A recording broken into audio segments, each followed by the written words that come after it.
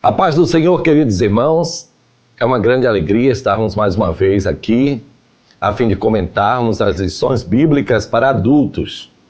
Estamos iniciando também um novo ano letivo e é um momento de aproveitarmos para iniciarmos com toda a força, como dizia o poeta, com toda a gana, com a vontade de não apenas vencer, mas vencer bem, fazermos o nosso melhor. Eu peço a Deus e oro ao meu Senhor para que todos aqueles que tendo acompanhado as nossas lições e comentários sejam edificados na vossa santíssima fé, que a cada momento em que vocês pararem alguns minutos da sua vida para perceberem, para absorverem este conhecimento, então o Espírito Santo de Deus possa guiá-los a toda a verdade. Na lição de hoje, nós vamos falar sobre quando as heresias ameaçam a unidade da igreja. Neste momento, nós vamos falar sobre apologética. Nós vamos explicar detalhadamente o que vem a ser isso. Vamos também conceituar heresias. Vamos falar sobre o ambiente na igreja primitiva e é bom saber que uma boa porcentagem dos escritos bíblicos, eles falavam sobre defesa da fé.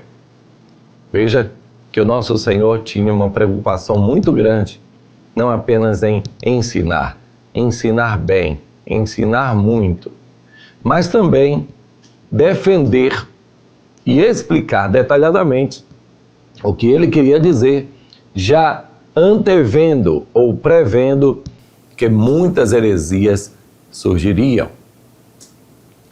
Não era diferente com os apóstolos. O apóstolo Paulo, o apóstolo Pedro, o apóstolo Tiago, o apóstolo João. Eles também tomaram muito tempo do seu ensinamento na defesa daquilo que é a verdade. Então hoje nós vamos neste mesmo trilho, num caminho de defesa do Evangelho, das suas formas, dos seus conceitos e dos seus princípios. Então, vamos lá. O primeiro ponto é o texto áureo. Ele diz assim, por favor, presbítero Adonias, coloca na tela o texto áureo. Diz, amados, procurando eu escrever-vos com toda a diligência acerca da comum salvação, tive por necessidade escrever-vos e exortar-vos a batalhar pela fé que uma vez foi dada aos santos. Judas, no seu versículo 3. Permita-me fazer um comentário adiantado, precoce, em relação a esse texto, porque ele é esclarecedor, é elucidativo. Veja alguns pontos que nos chamaram a atenção neste versículo 3 do livro de Judas, na carta única. Ele diz, amados, procurando eu escrever-vos com toda diligência acerca da comum salvação. Primeiro, ele não escreveu de uma forma precipitada, atabalhoada, mas escreveu com muito cuidado, com muita diligência. E sobre o que? Acerca da comum salvação. O que ele quis dizer que a minha salvação como líder espiritual não é diferente da salvação daqueles que são crentes, daqueles que são ovelhas. Não. Eu sou líder espiritual no sentido de função, mas também sou ovelha do nosso Senhor Jesus Cristo. Também terei que prestar contas de tudo que fiz através do corpo e também de tudo que falei. Porque a verdade é que muitos que se consideram líderes, depois de muitas elucubrações, de muito conhecimento, então eles muitas vezes se acham acima do bem e do mal. E isso, conforme um eminente pastor, outrora, muito grande, ele disse... e escreveu sobre a síndrome de Lúcifer. É um momento em que aquele que é uma liderança exponencial, por assim dizer, se considera que não precisa prestar contas a ninguém. Este é o começo do fim. Porque enquanto estivermos aqui, todos têm que prestar contas. Certa vez li num importante livro do autor americano Craig Groeschel, que ele falava sobre a prestação de contas dos líderes. Li também num importante livro, um compêndio, O Pastor Pentecostal, em que ele falava da prestação de contas, não somente da prestação de contas financeira, mas da prestação de contas da nossa própria vida. Como temos que abrir o nosso coração para aquele que é o nosso líder e falar e compartilhar das nossas alegrias, das nossas tristezas e até dos nossos erros e nos aconselharmos uns com os outros. Então, Judas, ele fala sobre a comum salvação. E ele então prossegue: tive por necessidade escrever-vos e exortar-vos a batalhar pela fé, que uma vez foi dada aos santos. A batalha da fé é uma batalha incansável. A batalha da fé é uma batalha sem quartel, uma batalha infindável. Por isso que o apóstolo Paulo, ele diz ao seu jovem amigo e filho na fé, Timóteo: olha, Timóteo, já estou sendo oferecido como libação de sacrifício, mas eu combati o bom combate, acabei a carreira e guardei a fé. Que excelente final para uma vida que foi profíncua, que foi produtiva, que foi eficaz e eficiente. Eu combati o bom combate, acabei a carreira, guardei a fé. Que este também seja o nosso alvo, guardar a fé que uma vez foi dada aos santos. Vamos então, mais uma vez, por favor, presbítero Adonias, aqui na tela. A verdade prática diz assim: heresias são crenças e práticas contrárias ao pensamento bíblico que distorcem os pontos principais da doutrina bíblica. E aqui cabe mais uma vez uma reflexão, uma pontuação sobre a verdade prática. E eu estou pontuando algumas coisas que não vamos passar pelo corpo da lição, pelo conteúdo em si, que só estão aqui mesmo, tanto no texto áureo como na verdade prática. Vejam, primeiro uma conceituação, uma definição. Heresias são crenças. Ou seja, isso se torna numa aceitação de uma fé, é uma crença. E também práticas, são coisas diferentes. Porque pode existir práticas delituosas, erráticas, pecaminosas, enquanto a pessoa crê naquilo que é correto. Muitas vezes há uma dicotomia, uma separação entre aquilo que se crê e aquilo que se faz. No capítulo 6 e 7 do livro de Romanos, o apóstolo Paulo nos diz: aquilo que eu quero fazer, não faço. Aquilo que eu não quero fazer está sempre diante de mim. Ou seja, havia uma separação entre aquilo que ele queria e aquilo que ele fazia. Então é preciso ter muito cuidado, porque muita gente diz como aquele filho que o pai lhe inquiriu e disse: filho, vai trabalhar comigo na vinha. E ele disse: vou. Mas não foi. Então havia uma vontade, uma emoção, uma precipitação. Vou, mas não foi. E é isso que eu quero chamar a atenção aqui. A diferença entre crenças e práticas. Muitas vezes cometemos erros de prática, mas aquilo não está enraizado, não é a nossa crença. Foi um erro de procedimento. Agora, quando o erro ele parte da crença, as pessoas fazem crendo que aquilo ali é o certo, então nós temos um gravíssimo problema principiológico, ou seja, aquilo que é errado é defendido com unhas e dentes, como se o certo fora.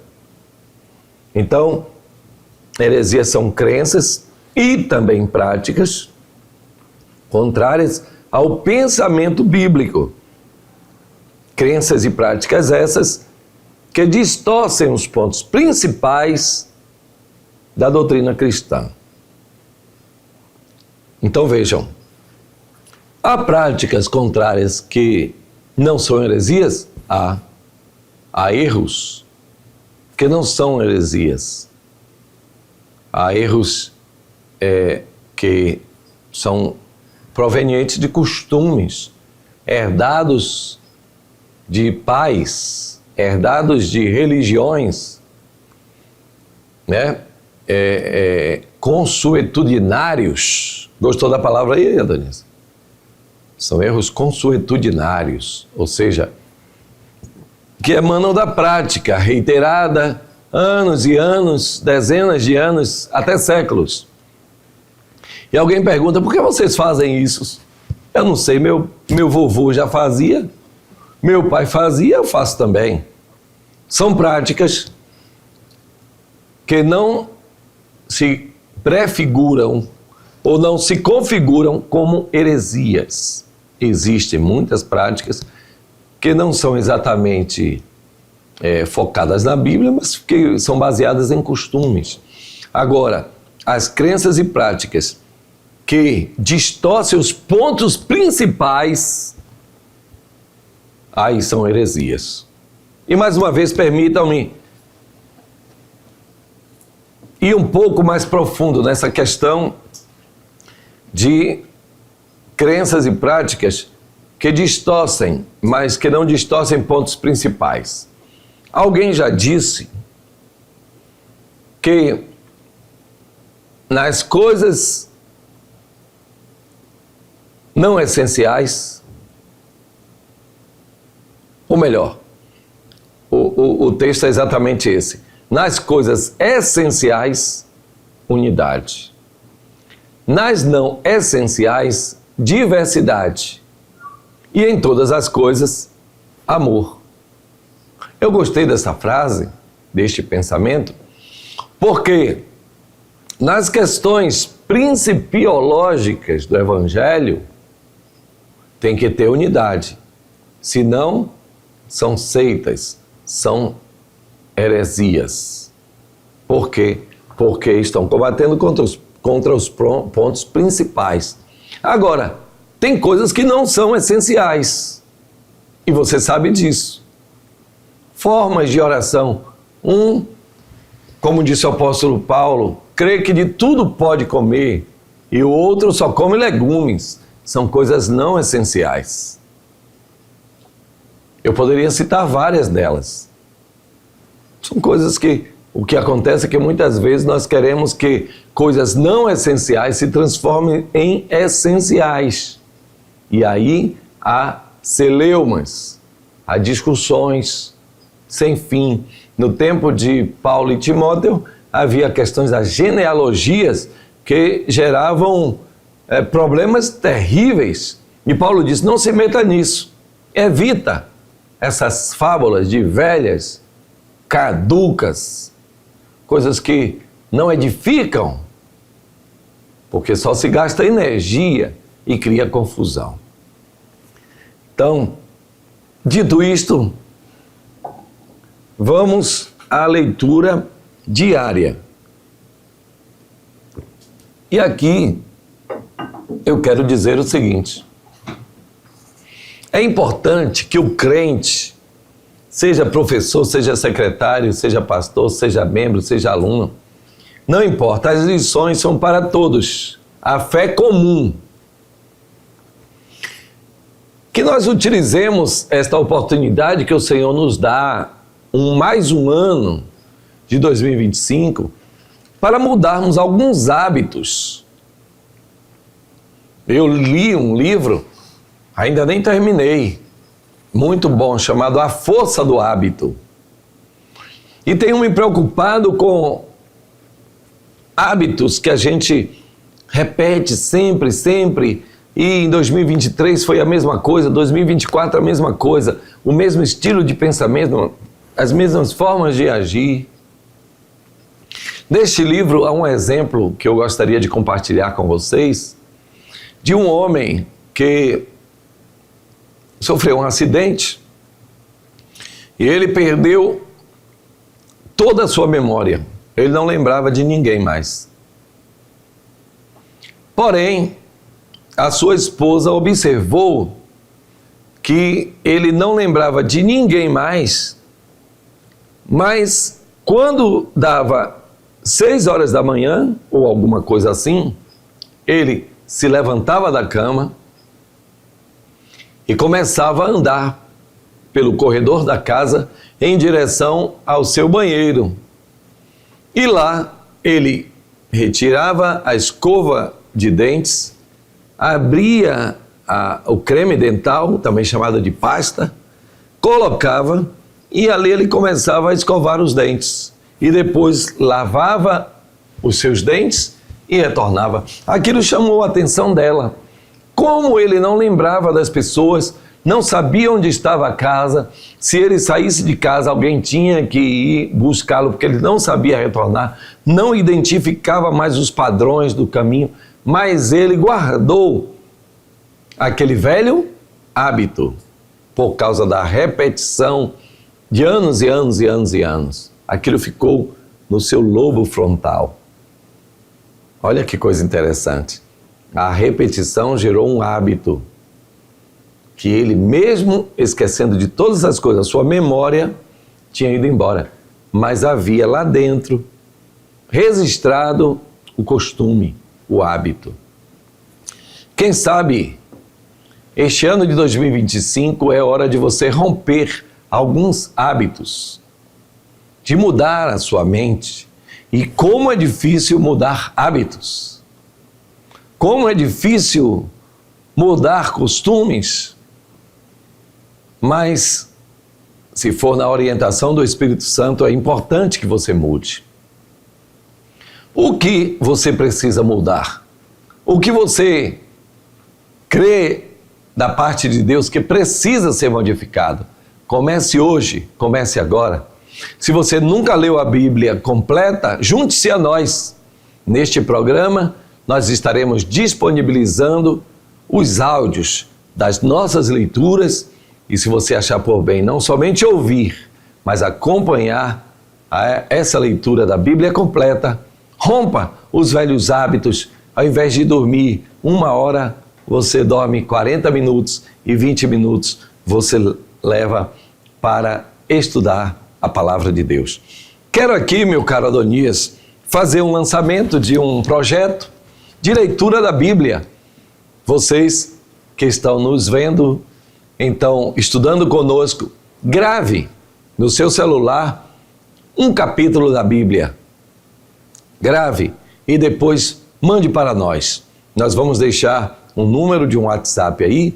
Assim que você terminar, você anota e manda para a gente, que a gente vai fazer um sorteio ao final do mês de janeiro e você pode ser sorteado uma linda Bíblia para poder você levar para a casa de Deus. E essa Bíblia que você está lendo aí, você pode começar a arriscar pela fé para ganhar uma Bíblia nova, tá certo?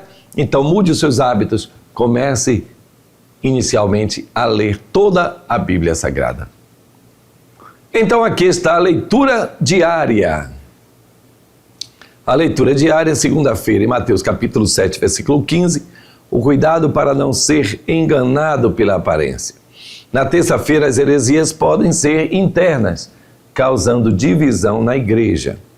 Na quarta-feira, Filipenses 1,16, o apóstolo Paulo foi chamado para defender o Evangelho.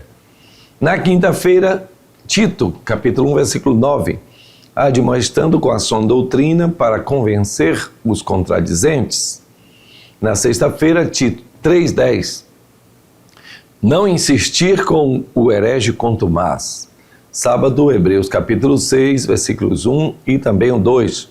Nunca deixar de observar os fundamentos da fé cristã. Eu gostei porque esses verbos aqui da sexta e do sábado estão na forma particípio, não insistir, e no sábado não deixar de observar, né?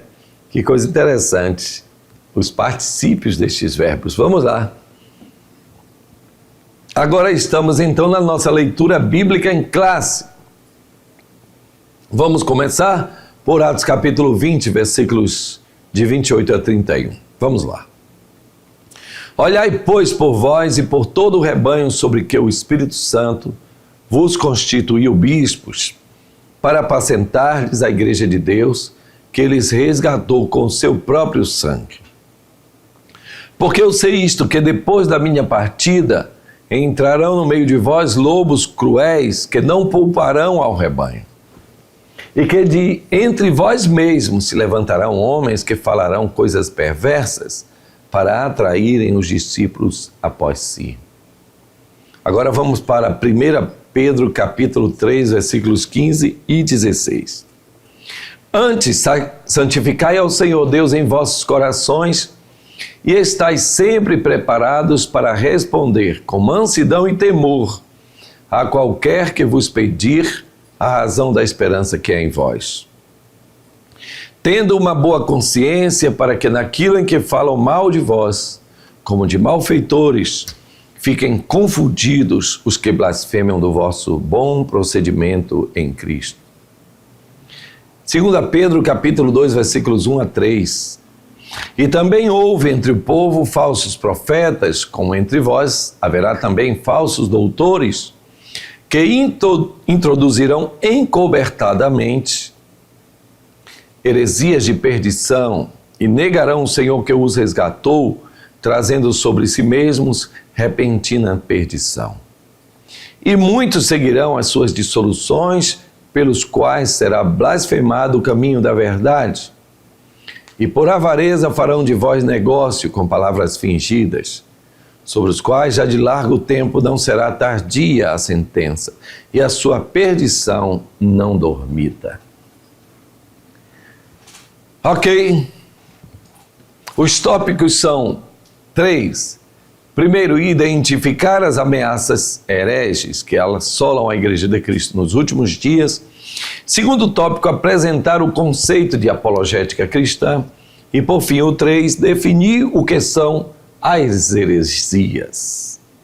Vamos ao tópico 1, as ameaças dos lobos vorazes. Então vamos ao tópico 1, os cuidados pastorais. Quais são os cuidados que os pastores precisam ter em relação às suas ovelhas? Bem, o pastor, ele não pode ser apenas um pregador avivalista.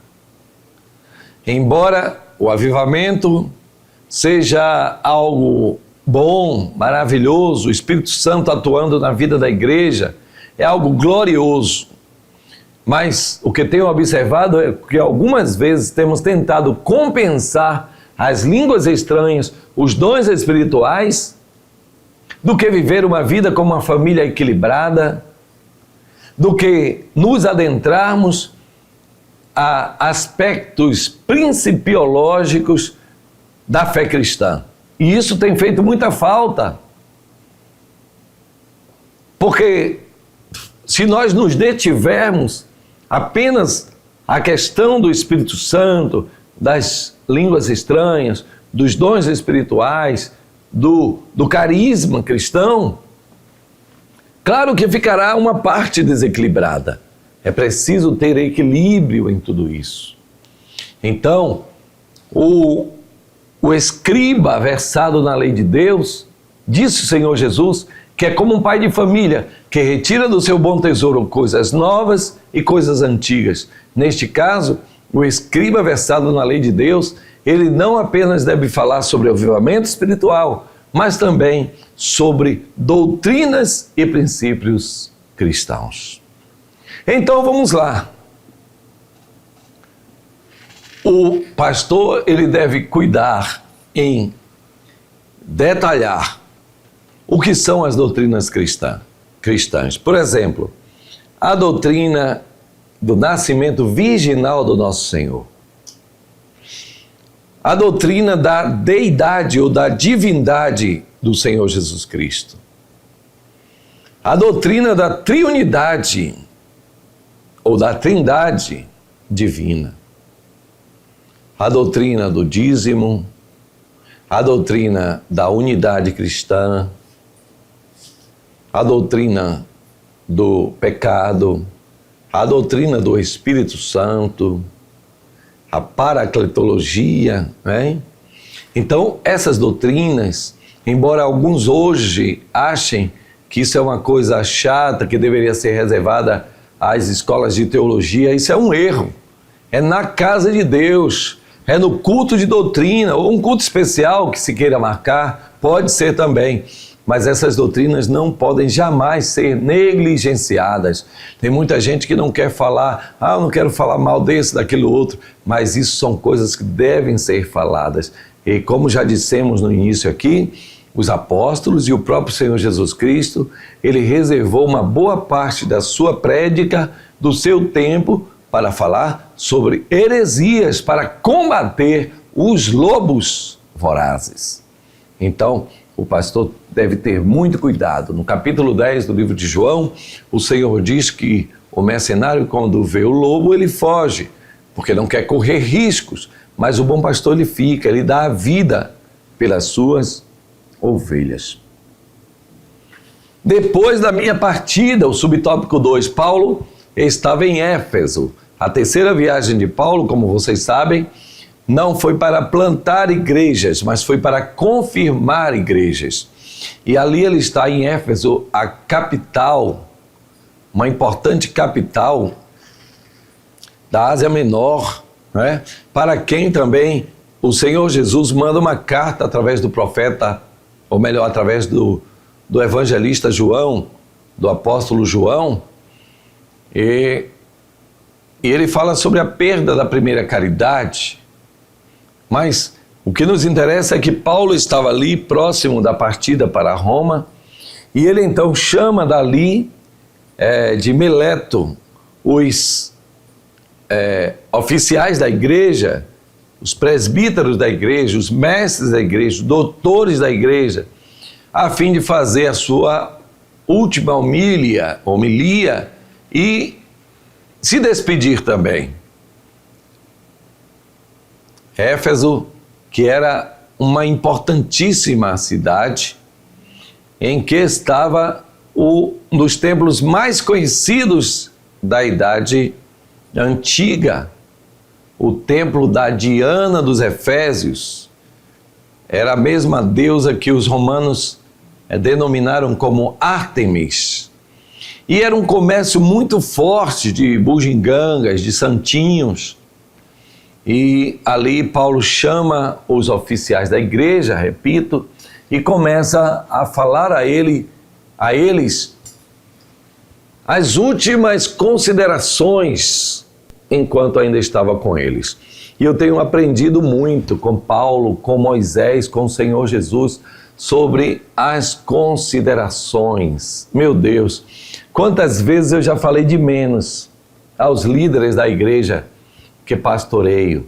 Mas hoje, graças a Deus, eu aprendi que precisamos sentar com eles.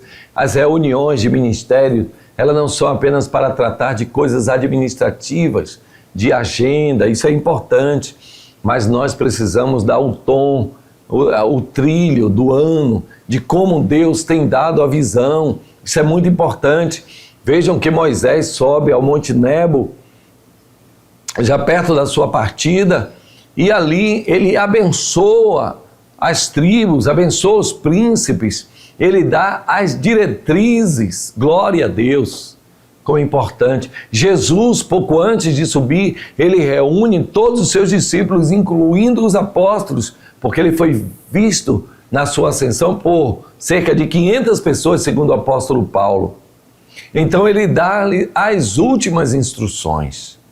Como é importante as instruções. Professor, instrua a sua classe. Antes de começar, ao invés de começar logo na pegada ali da lição, comece ambientando os seus alunos para aquilo que vai ser o trimestre, aquilo que vai ser o seu ano. Olha, graças a Deus, Deus nos deu mais um ano a fim de estudarmos a palavra de Deus.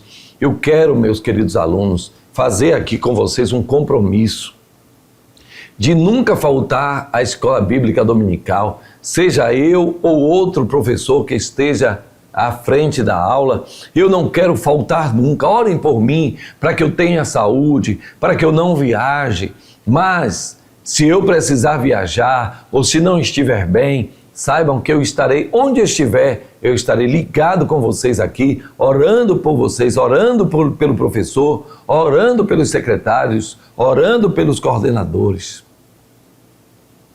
Então isso cria uma... Eu não vou pegar a palavra não, me ajuda aí, Adonis. Isso cria uma simbiose, muito bem, obrigado, Adonis. Uma simbiose, é isso aí mesmo, que é a palavra que eu estava procurando. Entre você e o seu aluno, né? Então você começa a ficar ligado a ele, através da palavra. Minha gente, é a palavra o nosso produto, é a palavra o nosso trabalho, é o verbo a nossa função, verbalizar, expressar. E eu tenho visto tanta gente que fala tanto, muito, mas na verdade, em termos de conteúdo, é muito pouco. Muitas repetições, muitas reiterações, muitas reafirmações, para ser polido aqui, né? Mas conteúdo mesmo é pouco. Sabe por quê?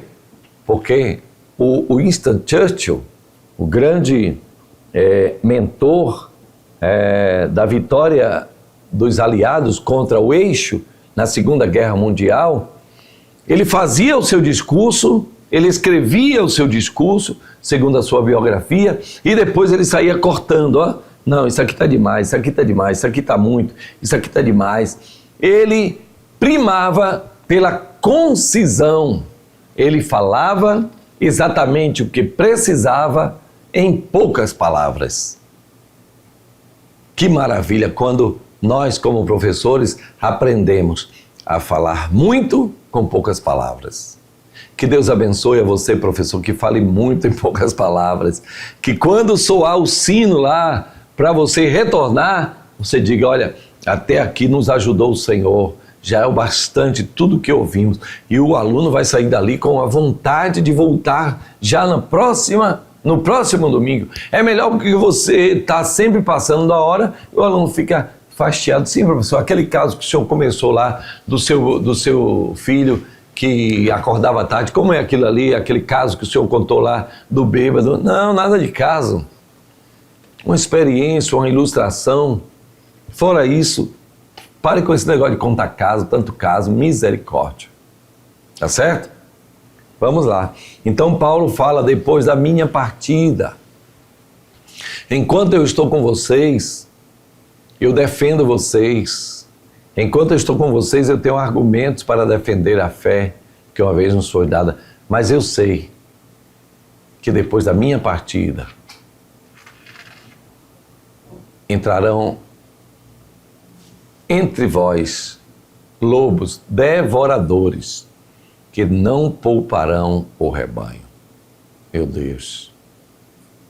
Não pouparão o rebanho. E Paulo, ele é muito incisivo. Eu não estou falando muita palavra difícil hoje não, né? Dá para um ou duas. Paulo é incisivo, ele diz, e dentre vocês mesmos. haverão alguns que trarão heresias destruidoras com o intuito de trazer para si mesmo o rebanho. Ou seja, o intuito deles não era o crescimento do reino de Deus, mas chamar para si mesmo discípulos. Meu Deus! O subtópico 3 vai falar sobre a origem dos falsos mestres. De onde eles vêm? João diz: estavam dentro de nós, vieram de nós. Isso se chama apostasia. Apostasia é ir contra aquilo que já se tinha. Apostatar da fé, lutar contra o conhecimento. Apostatar, desfazer daquilo que se conhece. Então, sabe, porém, isto, que nos últimos tempos muitos apostatarão da fé, dando ouvidos a espíritos enganadores e a doutrinas de demônios. Então, os falsos mestres, eles vêm de si. De onde surgiu Karl Marx? De onde surgiu Engels? De onde surgiu e tantos outros? Eles vieram de dentro de nós. Eram de nós, ou melhor, estavam conosco, mas não eram de nós, porque se fossem de nós, ficariam conosco, disse João. Eu ia falar uma coisa aqui, mas está no próximo tópico. A sinopse do tópico 1 é, coloca na tela, opa, o homem é eficaz demais. Diz assim: os lobos vorazes surgem de dentro do povo de Deus. Por isso a apologética é tão necessária. Vou explicar um pouquinho agora sobre o nosso programa, o nosso projeto, mas nós vamos colocar cards também no nosso programa sobre a leitura anual da Bíblia. Nós vamos colocar também um cronograma para que você possa acompanhar. Dá tempo. Chama o seu irmão, chama o seu filho, chama o seu vizinho, leia junto. Vamos todos ler a Bíblia completa? Vamos lá. Então, como é que vai acontecer? Você vai ler, por exemplo, vou começar aqui, pastor. Vou ler o livro de Gênesis. Aí, ao invés de você ler puramente, você bota seu gravador e começa. No princípio, livro do Gênesis, capítulo 1. Fale sempre assim, tá? Para que a gente possa identificar. Livro do Gênesis, capítulo 1. A criação do universo. No princípio, Deus criou os céus e a terra. E a terra era sem forma e vazia, tal. E aí, ao final, você peça ao seu filho para gravar também. Tá certo? A gente grava tanta coisa, mas não grava a Bíblia. Então, grave também a palavra de Deus.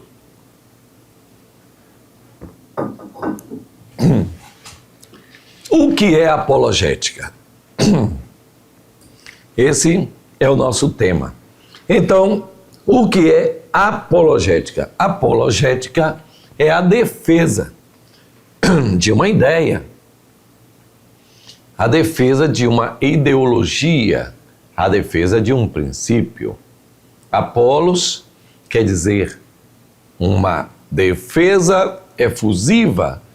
Veja que Paulo encontra um homem cujo nome era Apolo, né? Esse Apolo era poderoso na palavra. Ele tinha um discurso oriundo da forma grega de discursar, muito poderoso, eloquente, embora não conhecesse ainda o batismo com o Espírito Santo, mas ele já tinha eloquência. Como nós, muitas vezes, somos levados a confundir a eloquência com o poder do Espírito Santo. O talento, seja ele natural, seja um talento aprendido, muitas vezes nós dizemos, mas aquela pessoa com a vida toda errada pregou e o Espírito Santo se manifestou. Gente, talento. O que é que acontece? Aí há uma combinação, nesses casos, do talento natural da pessoa de pregar, e você que tem o Espírito Santo. Então, a palavra de Deus pregada até por uma jumenta, ela tem o seu efeito, porque Deus tem compromisso com a sua palavra, não é verdade? Então, a pessoa cheia de talento, a vida toda pipinada, mas com talento, né? E às vezes a gente pensa, poxa, eu me arrependo de ter dado aquele glória, eu até dei uns pulinhos, mas a pessoa estava torta. Não, não se arrependa não. Você foi abençoado, porque na casa de Deus é Ele quem ordena, é Ele quem manda, é Ele que abençoa. E a palavra de Deus, ela é poderosa, ela é eficaz, ela penetra ao ponto de dividir alma e espírito juntas e medulas. Então Apolo era eloquente, era cheio da homilética, um bom exegeta, mas não conhecia o batismo com o Espírito Santo. Mas o que eu quero dizer é que Apolo era um deus grego da oratória, né? Do bom discurso. Então, a apologética é Apolos, defesa da ética, é a defesa da sua ideia, por assim dizer. Então, é isso que é a definição exata de apologética. A que defesa Pedro se refere? Bem, Pedro, ele diz, irmãos, nós devemos defender a fé que uma vez nos foi dada, né? Pedro estava se baseando no livro de Provérbios, que diz assim: filho meu, seja sábio, para que tenhas alguma coisa que responder àquele que me despreza. Então Paulo disse: estáis prontos para responder àquele que pedir a razão da fé que há em vós. Pedro não está falando apenas sobre, nessa câmara aqui, sobre defender-nos de alguma acusação, de alguma denúncia. Não, não é só isso, embora possa também, naquele contexto, ser isso. Alguém estava sendo julgado ou denunciado injustamente, então a pessoa tinha algo para se defender, mas não é só isso.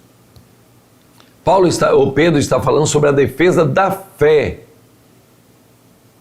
sobre ter conhecimento apurado sobre as doutrinas cristãs para poder defender. Se alguém perguntar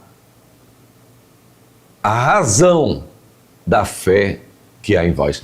E aqui há uma coisa muito interessante, a razão da fé. Ora, se fé, ela independe da razão. Porque tem gente que raciocina, mas não tem fé. Mas também não podemos ter fé sem raciocinar. Não é verdade? A fé não é um salto no escuro. Deixa eu me jogar aqui para ver se Jesus me pega. Não. Está escrito, não tentarás ao Senhor teu Deus. Não é isso, Adonis? Não tentarás. Muitas vezes as pessoas dizem, olha, eu vou deixar tudo aqui que eu já conheço e vou me entregar para Jesus. Vou esquecer ciência, vou esquecer razão. Não. A fé, ela é amparada em fatos e em princípios. Quem fez a promessa é fiel, é o Senhor Jesus. É Ele a garantia da nossa fé. Oh, glória a Deus. Então, por que você crê nisso? Eu creio nisso porque Jesus falou isso, os apóstolos corroboraram, então é por isso que eu creio. Nisto cremos, né? Então, Pedro se refere a uma defesa da fé, não apenas em relação a denúncias, mas em relação à própria razão da fé que nós temos. Agora, o terceiro subtópico é por que devemos combater as heresias. Qual o sentido de combater as heresias? Será que a gente precisa se meter nesse negócio? Pastor, eu não gosto de negócio de briga comigo. Quando eu vejo alguém discutindo, eu caio fora. Bem, a maioria das vezes, realmente, nós não devemos pegar um cão com as orelhas. Você já viu esse ditado, não é? Está no livro de Provérbios, né? Então, aquele que pega um cão pelas orelhas, aquele que se mete em briga dos outros. Está escrito assim, né? Mas quando se trata de defesa da fé, você tem que entrar, sim. Você tem que defender o seu ponto.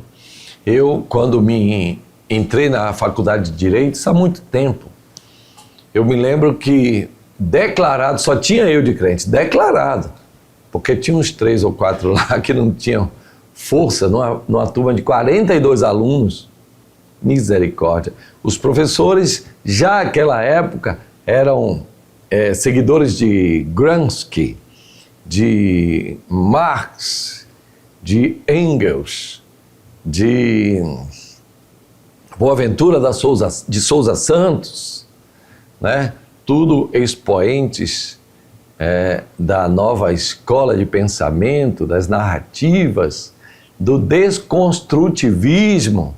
E eu lá, com a minha base cristã, mas não somente na Bíblia, mas com Abraão de Almeida, com Ezequias Soares, com os livros da CPAD, que eu gostava muito de ler, com a escola bíblica, mas ainda não era o suficiente. Josh McDowell,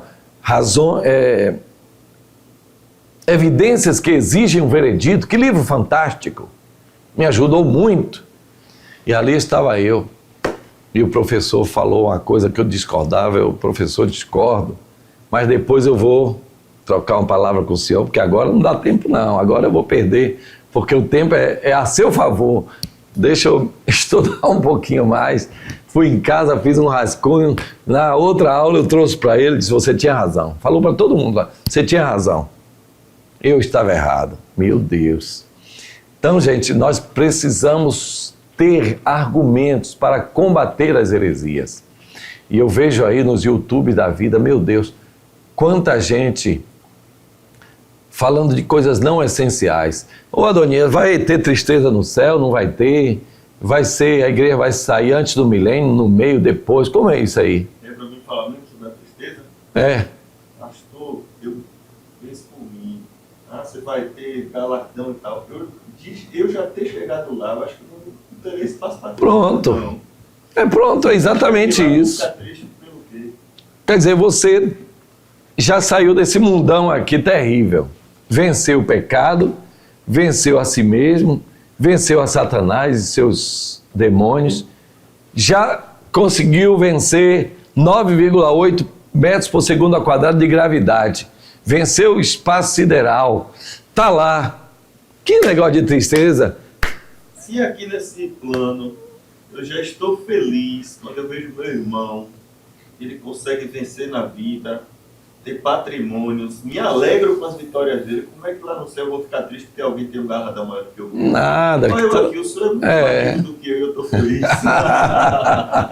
A alegria vai ser completa. O que eu quero dizer é o seguinte, irmãos, independente de lá em cima, você ter uma expectativa, alguém disse que teve um sonho, viu, Daniel? Que chegava lá e o Senhor ia distribuindo as coroas.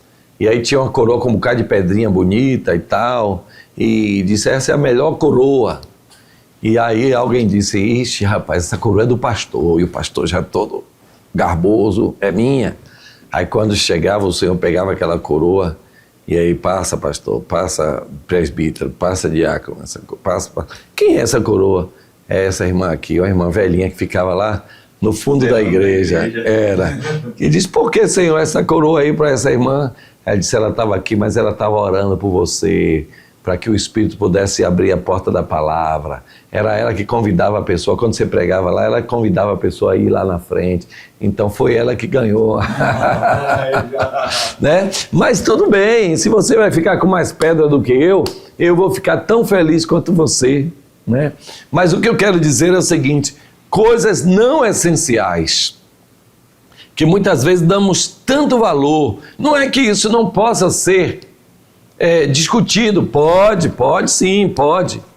A dialética faz parte do cristianismo, essa troca de ideias, porque começa assim, depois a gente vai para coisas mais aprofundadas, mas só que, gente, Existem muitas coisas que não estão sendo discutidas.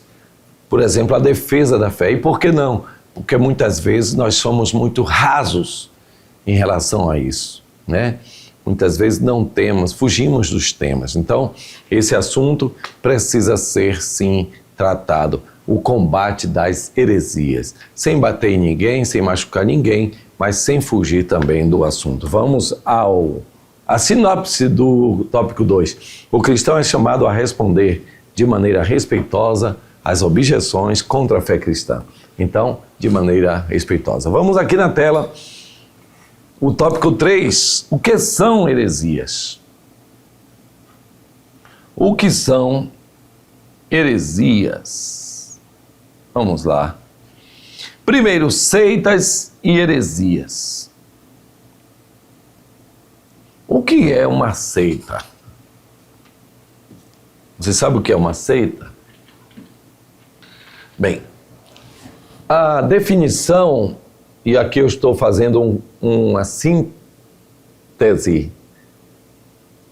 para depois explicar, mas a definição mais sintética de heresia é um grupo ou uma religião que não observa estritamente os termos bíblicos.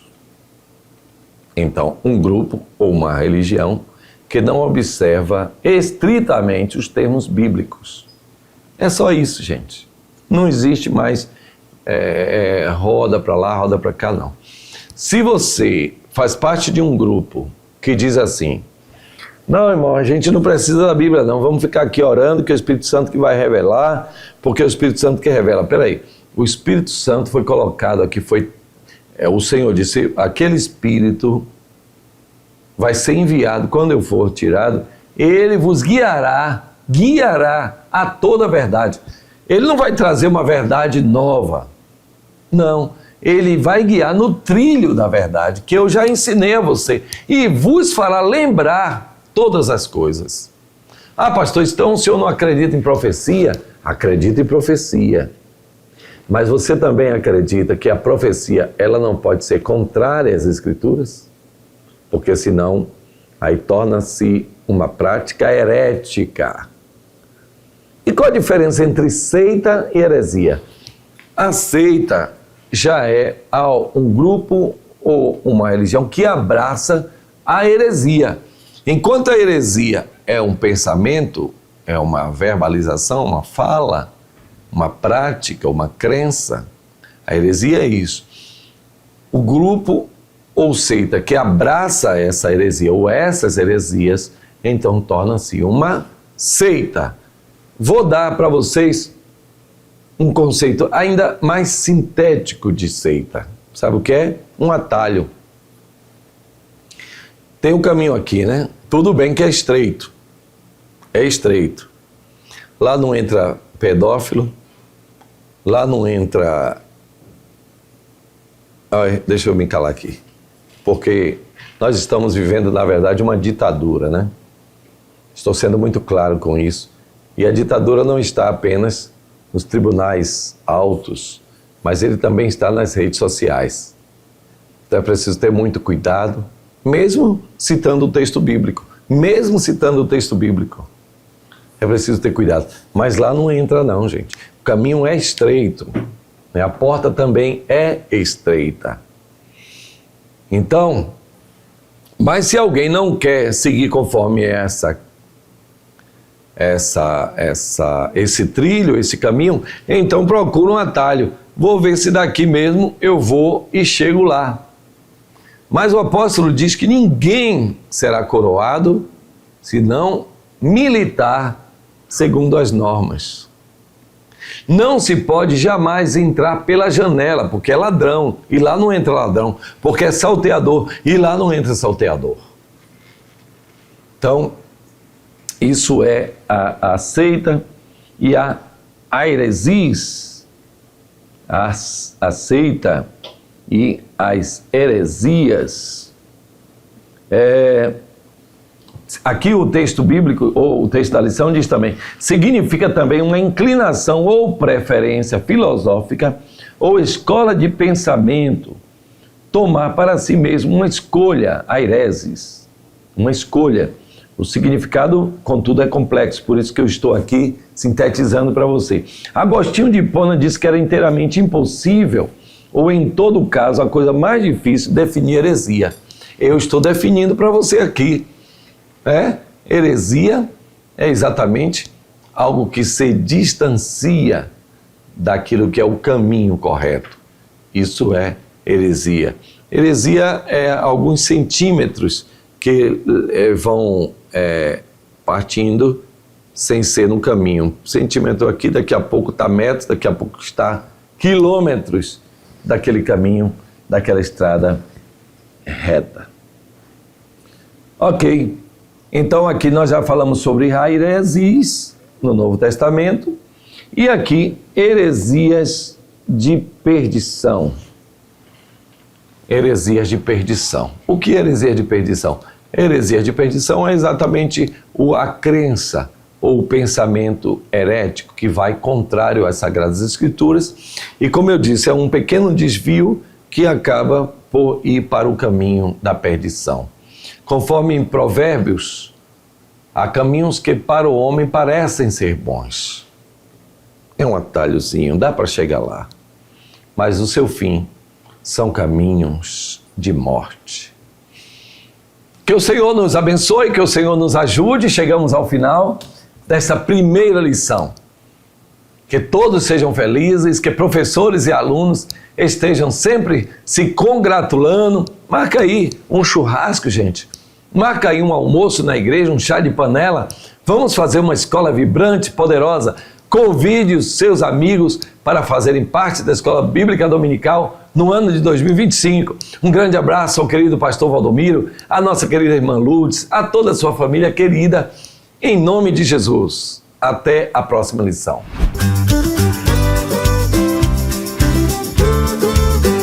CEADEB TV, uma herança de fé pra você.